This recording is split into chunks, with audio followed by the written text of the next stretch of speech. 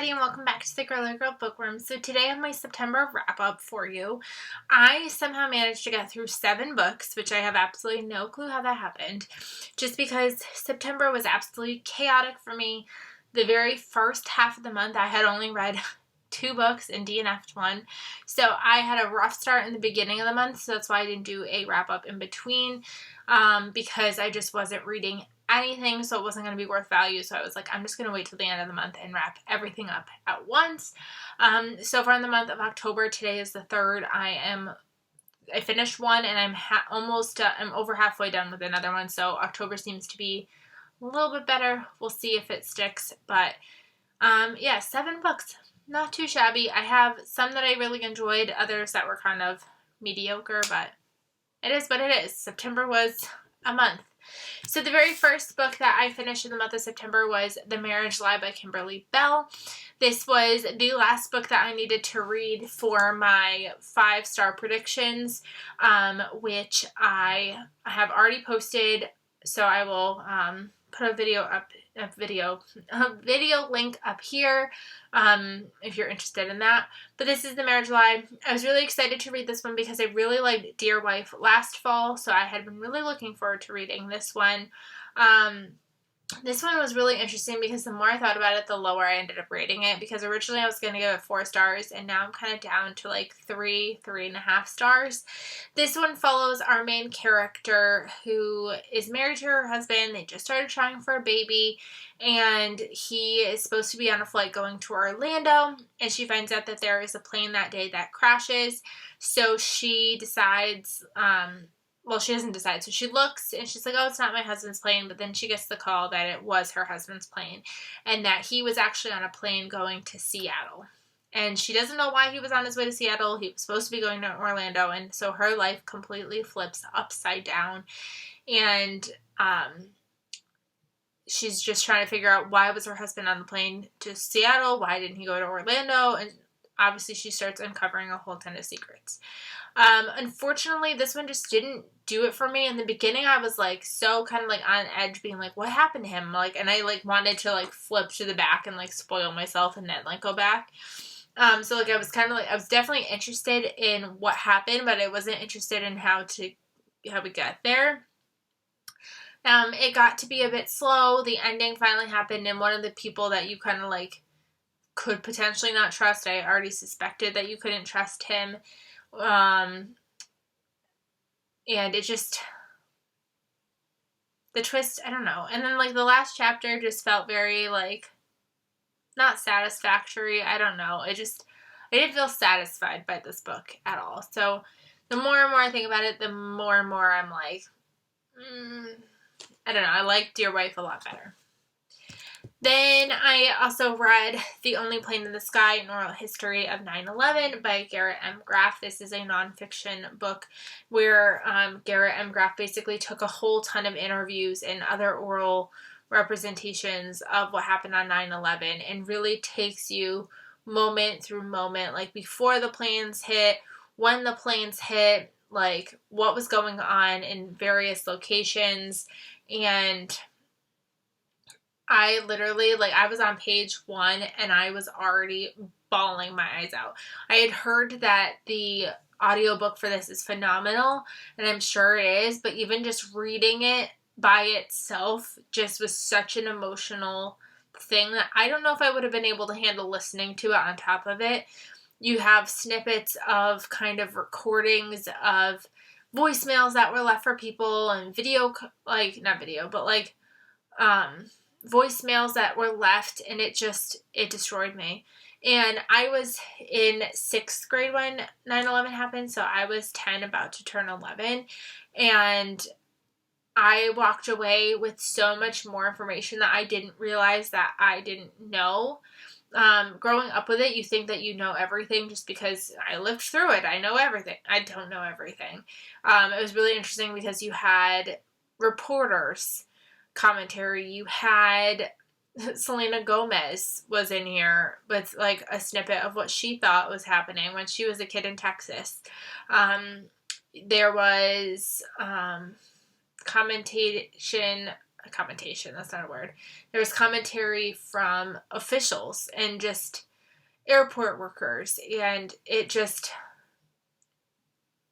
if you haven't read this one, I highly recommend you do. I think everybody, whether you were alive, whether you were a baby, whether you were my age when it happened, no matter what age you were, I think you will definitely walk away with something after reading this. Just know it's emotional. Part of me was like, I'm not ready, but I was like, I don't think you're ever fully ready for this book, but highly recommend you give that one a try.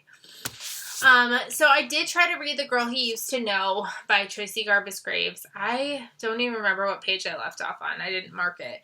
But I didn't like it, and I DNF'd it.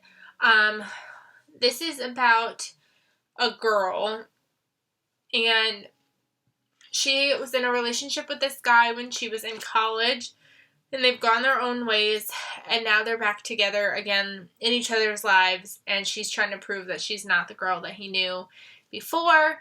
And I didn't particularly like this book. And it reminded me kind of the same reasons why, like, I didn't necessarily care for Eleanor Oliphant. I've read reviews now that say that this main character in this book has autism. And I'm fine with autism rep. I think we definitely need autism rep, but they never officially said it. And I got over halfway in this book. And it just, like, I feel like I don't know, like, I know people are not their disorder, but it's just, sometimes it just would make me, I would love to know a person's background before reading something, because sometimes, depending on where you are on the spectrum, different personality traits kind of come out, and you start to, like, judge a character on, like, oh, they seem really immature, like, she's really annoying, and then, like, you find out that has autism, and you're like, oh, okay, like, that makes a lot more sense now. And I know, like, they're not their label, and they're not going to walk around with it on their forehead saying it to the world, but it just felt like a fact that, like, I wish I knew ahead of time before going into this book I don't know. I'm probably not wording this appropriately at all, but it's just, I didn't care for her as a character, and I wonder if I knew that ahead of time, if it would have changed my thoughts on her, because I was judging her pretty roughly, and I feel like that's not fair. So, take it what you will. I unfortunately DNF'd it. I was also really, really bored. That's another thing.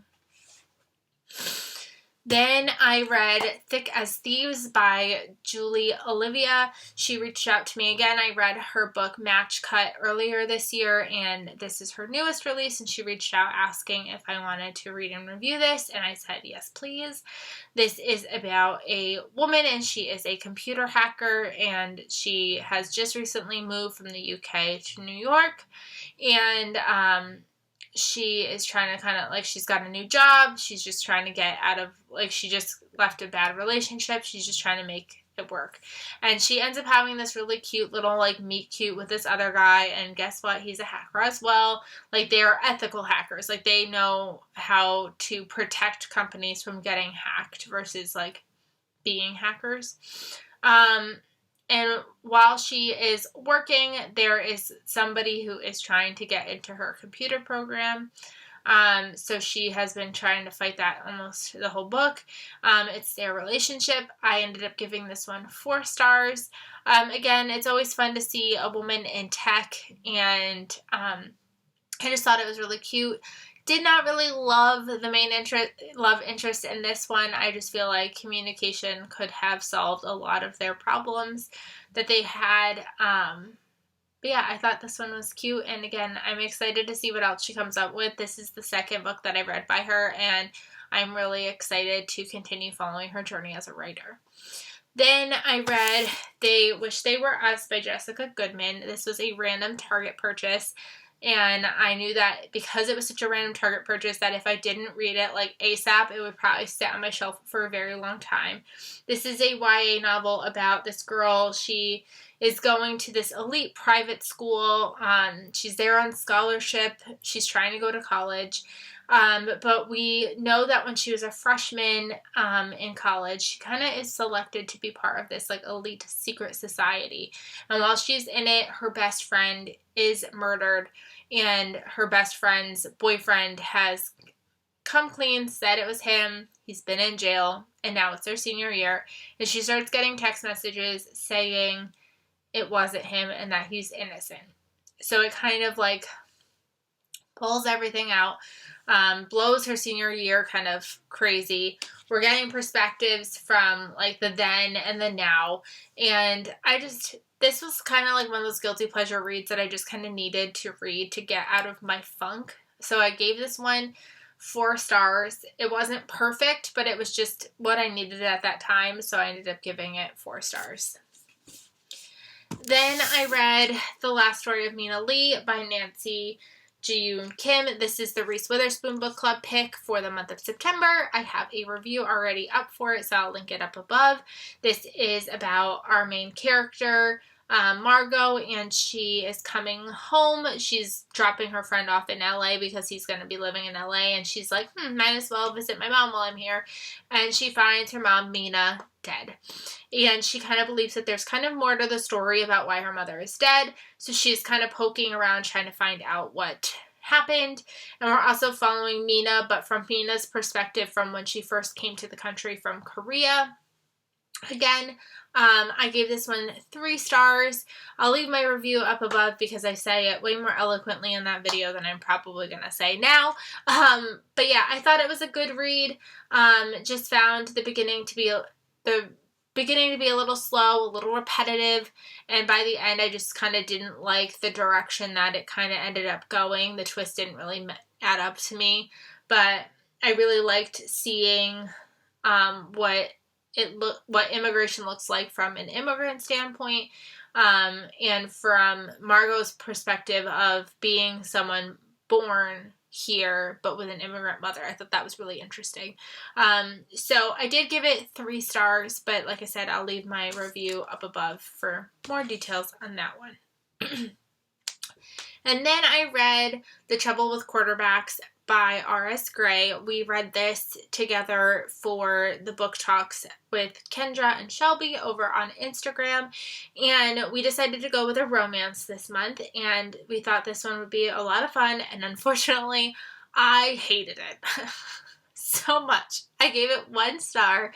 We are following our main character, who, guess what, is also from the UK. And she has been living here for a while. She is a preschool teacher at this like crazy elite like Montessori school where she's teaching her 3 and 4-year-olds about atoms and molecular structure. And she's also like a part-time waitress, and she also cleans for fun because she has no money apparently.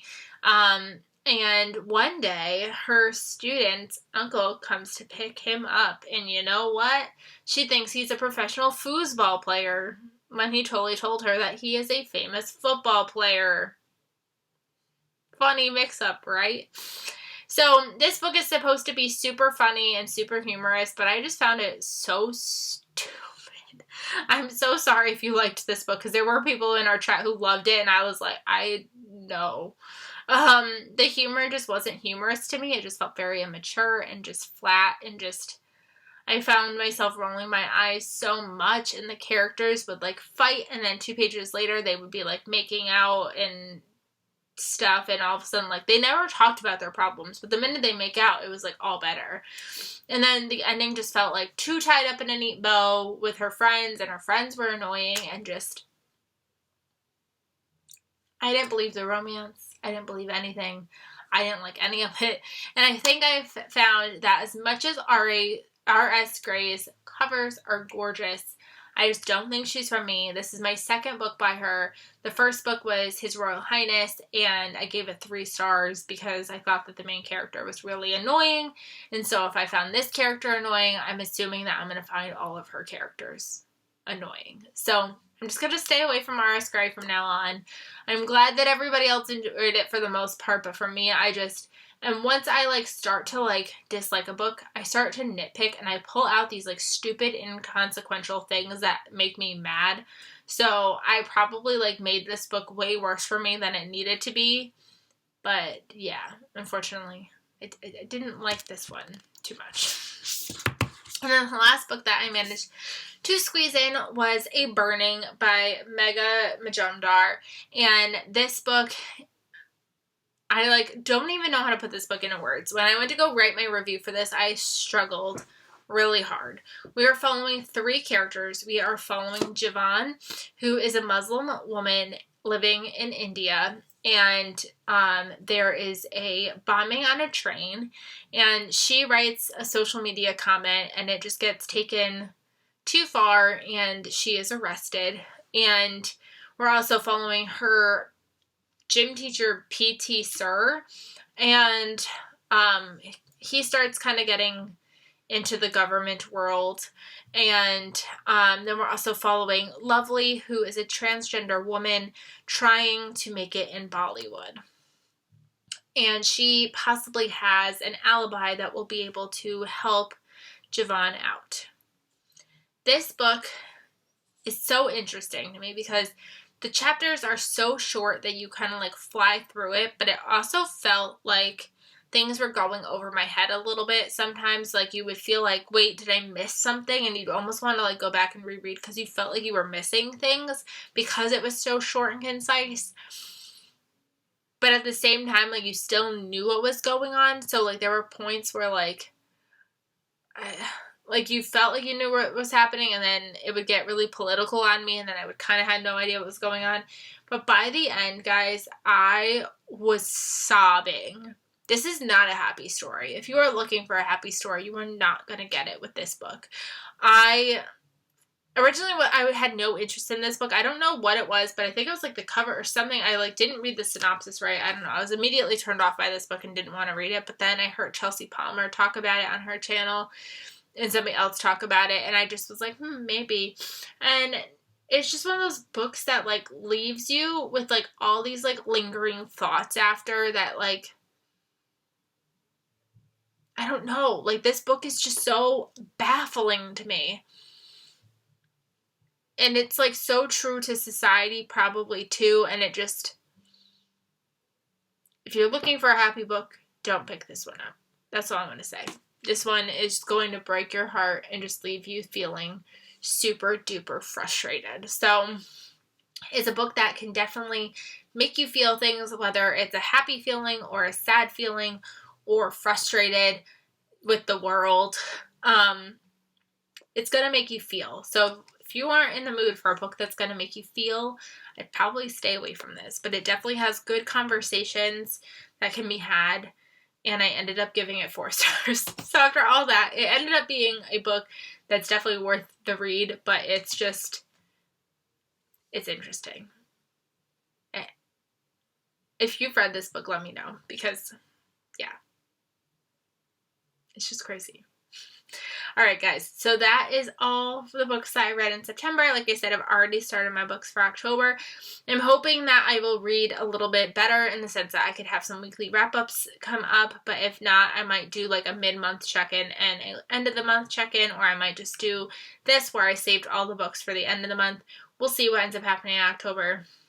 I have positive thoughts, but I don't know if that's going to help, so we'll see. I hope you guys enjoyed. Let me know if you've read any of these books down below, and I will see you guys really soon. Bye, everybody.